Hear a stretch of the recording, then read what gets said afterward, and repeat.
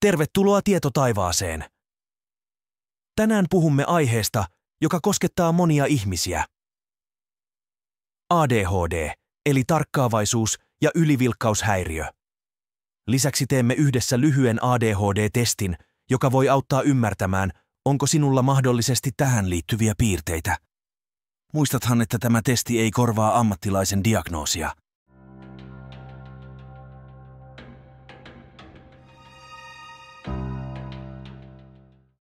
ADHD, eli Attention Deficit Hyperactivity Disorder, on neurobiologinen häiriö, joka vaikuttaa henkilön keskittymiskykyyn, impulsiivisuuteen ja aktiivisuuteen.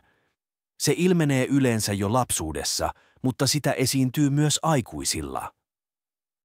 Ennen kuin aloitamme testin, käydään läpi ADHD-yleisiä oireita. Näitä ovat esimerkiksi vaikeus keskittyä yhteen asiaan kerrallaan, unohtelu, levottomuus, impulsiivisuus ja järjestyksen ylläpitämisen vaikeus.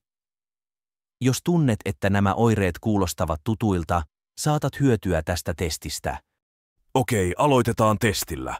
Vastaa rehellisesti seuraaviin kysymyksiin ja laske, montako kyllä-vastausta saat. Kysymys 1. Onko sinulla usein vaikeuksia keskittyä tehtäviin tai keskusteluihin? Jos vastasit kyllä, merkkaa se ylös. Kysymys 2. Tuntuuko sinusta, että olet jatkuvasti liikkeellä tai sinulla on vaikeuksia pysyä paikallasi? Muista merkata vastauksesi. Kysymys 3.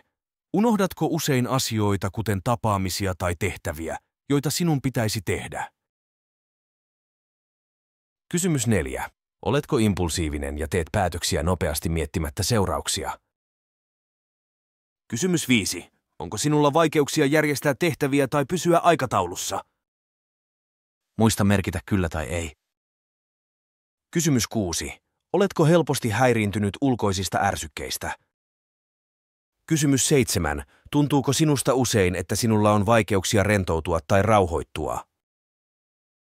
Kysymys 8. Tuntuuko sinusta, että mielialasi vaihtelevat usein? Kiitos, että teit testin. Jos sait 5 tai enemmän kyllä-vastausta, saattaa olla hyvä idea keskustella ammattilaisen kanssa. Muista, että tämä testi on vain suuntaa antava, eikä korvaa lääketieteellistä arviota. Jos epäilet, että sinulla saattaa olla ADHD, suosittelemme hakeutumaan ammattilaisen arvioon. Kiitos, että katsoit tämän videon. Jos pidit tästä, muista tykätä ja tilata kanavamme, jotta et missaa tulevia videoita. Nähdään seuraavassa videossa.